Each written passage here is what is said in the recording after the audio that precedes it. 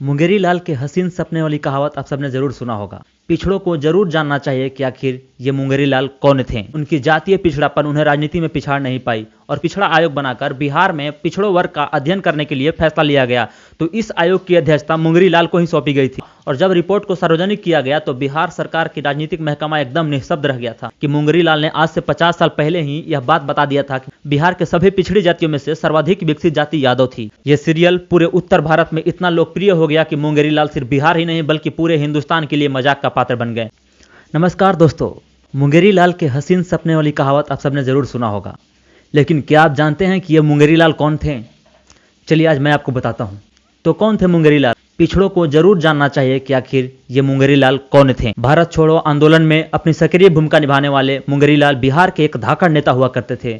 आज़ादी के बाद वर्ष 1952 में जब बिहार विधानसभा का पहला चुनाव हुआ तो पटना के नौबतपुर विधानसभा क्षेत्र से अवधेश नंदन सहाय को 12,000 वोटों से हराकर विधायक बने। मुंगेरी लाल दुसाध जाति से थे, जो आज भी बिहार के अति पिछड़ा जातियों की सूची में आता है। उनकी जातीय पिछड़ापन उन्हें राजनीति में पिछाड़ नहीं पाई और कुछ ही वर्षों बाद वो बिहार विधान परिषद के लिए भी निर्वाचित हुए। 90 के दशक में जब जेपी और लोहिया के नेतृत्व में पिछड़ी जातियों का बिहार की राजनीति में प्रभाव बढ़ने लगा तो कांग्रेस की तरफ से मुंगेरी लाल का नाम प्रदेश की राजनीति में जाना माना चेहरा के रूप में उभरा। दिसंबर 1971 में जब कांग्रेस के भोला पासवान बिहार का मुख्यमंत्री थे तब बिहार राज्य का पहला 7 सदस्यों वाली पिछड़ा आयोग बनाकर बिहार में पिछड़ों वर्ग का अध्ययन करने के लिए फैसला लिया गया। तो इस आयोग की अध्यक्षता मुंगेरी लाल को ही सौंपी गई थी।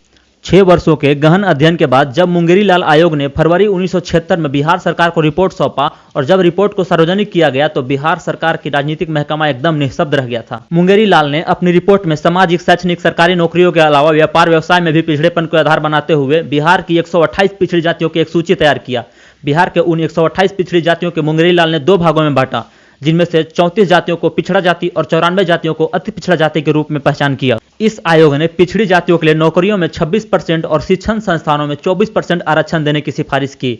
मुंगेरी लाल ने नौकरी में प्रमोशन के दौरान भी आरक्षण देने का सुझाव दिया था, लेकिन मुंगेरी लाल के अध्ययन और सिफारिशों का बिहार के राजनीतिक गलियारों से लेकर गली चौराहों तक इस कदर मजाक उड़ाया गया कि वर्ष 1999 में बिहार के ही राष्ट्रीय पुरस्कार जीत चुके एक प्रसिद्ध निर्देशक प्रकाश झा ने मुंगेरी लाल के हसीन सपने शीर्षक से एक सीरियल बनाकर दूरदर्शन पर प्रसारित किया। यह सीरियल पूरे उत्तर भारत में इतना लोकप्रिय हो गया कि मुंगेरी लाल सिर्फ बिहार ही नहीं बल्कि पूरे हिंदुस्तान के लिए मजाक का पात्र बन गए।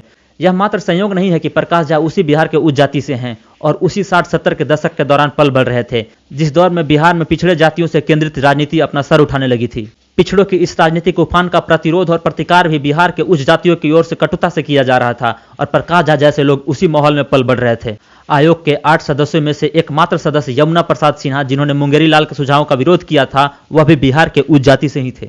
मुंगेरी लाल को जाने अनजाने में हंसी का पात्र समझने वाले लोगों को इस बात का अंदाजा भी नहीं होगा कि उनके सुझाव के आधार पर ही आगे चलकर बिहार के मुख्यमंत्री और जननायक कर्पूरी ठाकुर बिहार में पिछड़े जातियों के साथ साथ महिलाओं और स्वर्ण जाति के गरीब के लिए भी आरक्षण का प्रावधान करेंगे।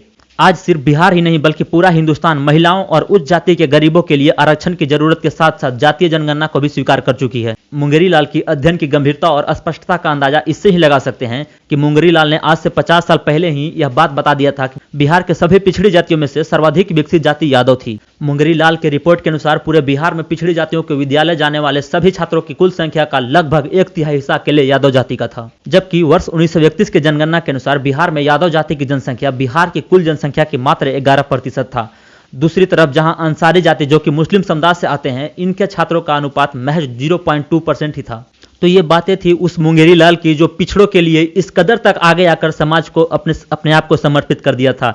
लेकिन दुख की बात यह है कि पिछड़े समाज के लोग भी अपने इतिहास को नहीं जानते हैं और मुंगेरी लाल पर भी हंसी मजाक उड़ाते हैं बिना यह जानते हुए कि मुंगेरी लाल आखिर थे कौन। तो ये थी मुंगेरी लाल की कहानी। फिर मिलेंगे किसी और वीडियो में, तब तक के लिए जय हिंद।